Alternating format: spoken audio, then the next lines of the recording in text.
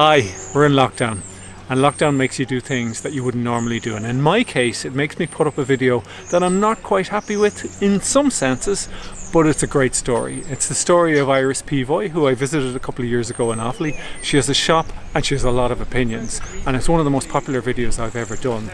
However, I went back again to see what was happening in the shop, and I made a little bit of a mess of the sound. So sorry about that. I've put up some subtitles at the bit, but it is lockdown and this is such a cheery story, and she's a great woman. So have a look at Iris Peavoy Part 2.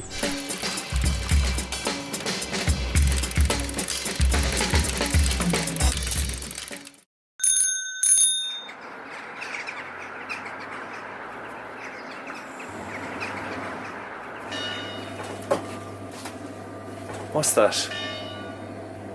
Snuff? Nuns and monks, they were the best, the most that bought that over the years. Were they? They were the best customers.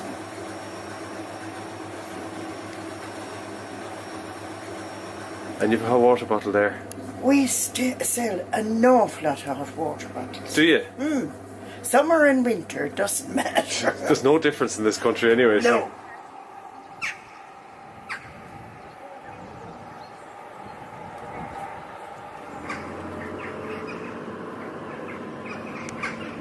When I was in earlier on, you were doing your books. Yes. But you say you've no computer. No. Oh God, no. Why not? I'm not into anything like that. I have a mobile phone that's in my handbag. It might be used and it might not. And I can't send a text or take a text. Right. So that's it. And you have to read that because that concerns the likes of you. Your supper is on the hearth, dear. A pipe and a book that's new. Your slippers are by the fire, dear. But where the hell are you? Why does that concern someone like me? Man. Men are always wandering off and no use, are they not? Yeah, well, that's them, you see. I give off to my children when they come and the phone rings and they're there. And I'd say, you're in the middle of talking to them and this thing, they have to answer it. Or they're... Texting? Yeah. I go mad. Would you? And then my their grandchildren and their tablets. Oh, yeah. They drive me insane. They are left in the car when they come in to see me. Oh, I see. They're not allowed to bring it in. Are they? God. But do they... Very cross granny, you know. Very cross granny? Yeah. Yeah, but Granny has a sweet shop. She has, but they can touch nothing unless they ask granny. That's alright. And that has been the rule from the time they were able to walk. You don't take anything. You ask, can you have something? Can't you have everything here? A little bit of everything. My husband, all right, wanted to make it into a supermarket, and I said, no way. Why? No. It'd lose all its individuality. People come in for a chat. Do they? If you knew the stories I could write about 10 encyclopedias. People would come in with their troubles. I would listen to all those. And the thing is, I could go out, they'd go outside the door, it'd be gone with them. I wouldn't be carrying it. So they know you're discreet? Yes. Right, but is that not hard work? You're there trying to sell things and they're offloading on you.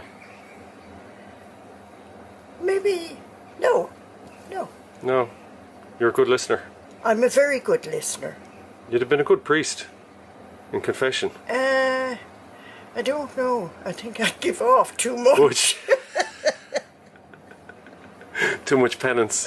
Yes. I don't know if you're Catholic or Protestant. I'm a Protestant, so it doesn't make any difference. We all have confessions at some stage in our life. That was the till. That was the till. There's still money in there. Fantastic. And you have the African missions here you're collecting for as well? Yeah, oh, those do very well. Do they? Oh yes, that's St. Anthony. It does very well. I have people coming in and telling me, oh, I have to pay him. I have to pay him. He did this for me and he did that for me. My father didn't drink. At all? He had one drink, I think, before he died. He was in the intensive care down in Ballinasloe. And I said, is there anything you'd like, Dad? I'd love a shandy. Now, he never drank in his life. And I said it to one of the nurses, and she said, whatever he wants, give it to him. Go down and get a shandy. I'm sure he drank a few drops out of it, that's all. He didn't want to die wondering.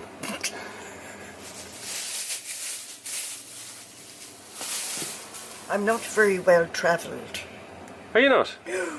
I was in England once for a funeral. And that's it? That's it. And I wouldn't have been there, only there was my brother's wife. Do you go on your holidays? Do you go on holidays at all? I haven't had a holiday since I got married. Which was how long ago? 55 years ago. And you don't... I've no wish. A day here and a day there is my holiday. Where would you go for the day? The last one I had was in Dublin. What did you do? Shopped. That's a busman's holiday. What's a shopkeeper going shop? When you go to Marks and Spencer or somewhere that you don't have here, go to Athlone or... I'm looking to go to Limerick now at this stage. Right. So the people in the past who would have been shopping here, where do they shop now then? Probably Lidl, Aldi, Tullamore, Burr. And do you ever go into them? I would. I'd you? go in to look round. I love looking to see what sort of... Cure-Nagarnies, if you ever heard of Cure-Nagarnies. Say that word for me. I've heard trumperies, but I haven't heard Cure-Nagarnies. Cure-Nagarnies. Do you know how you spell it or anything? No, don't. It's just bits and bobs. It's just bits and bobs that you go in and you'd look to see. I can't stay going on my own. And if you did retire, would you find time very heavy on your hands? I would, definitely. I've been told to close the door and I said I would go mad. So how long more do you think you might last? Me or him? No, the shop. Yeah, I wasn't going to ask a personal question like that. God well, almighty. I don't know. No, the Lord didn't tell me yet when he was going to call. Shortly after that interview was recorded, Iris's husband died. After that, Iris closed the doors of her shop. But it didn't stay closed for long, because a local businessman asked to lease it from her. He decided to turn Iris's grocery into a cafe. However, one of the conditions of the lease is that the name Peavoy stay over the door. And another unwritten feature of the lease is that Iris is still there. Do you want to tell him Is he chatty? No, he wouldn't be. No, he wouldn't be like me. All right. Can I get a large chicken baguette? I know, you know the problem. I've got a couple of cups, okay?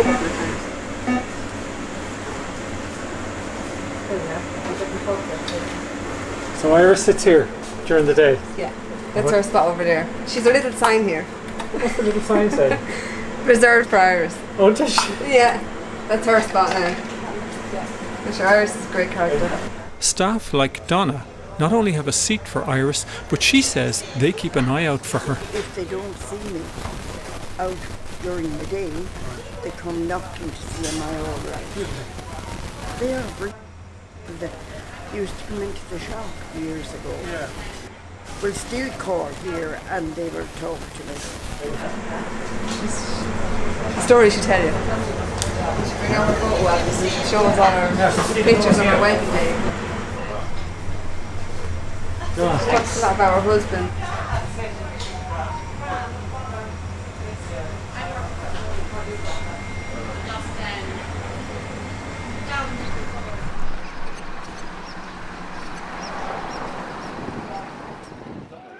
Iris may be happy to sit and chat with people coming and going, but at heart she is a businesswoman and knows the trade. I said as long as the locals support you, you will always do well. But there's another trade in Kinnity that Iris couldn't have foreseen 60 years ago. And that comes from the newly opened trails on the nearby Slieve Bloom mountains. Walkers and cyclists. Although cyclists do keep very odd hours. Around 8 o'clock in the morning.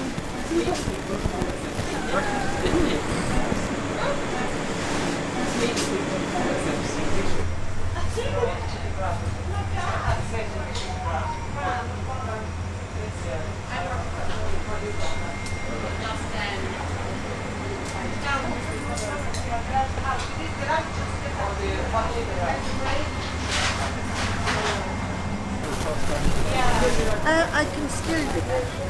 I can. And I see you're on the mobile phone all day long, are you? You don't have a car. And you doing any more travelling? You were saying you hardly travel. Not at all. How much travel in COVID? I didn't see my grandchildren for 6 months. Now that she no longer has the shop, Iris is enjoying retirement. I have lost the pressure of trying to keep the shop going. I found it tough for the last 12 months. And remind me your husband's name, is it? Benny. Benny. And was that very difficult thing going? It was. It was. In my off time, I'll put it that way. When you go back into the house and nobody there, because he was always there. Yeah.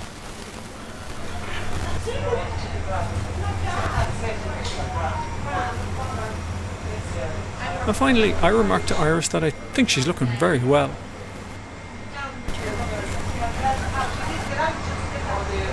Iris Peavoy, the Queen of Kinnity.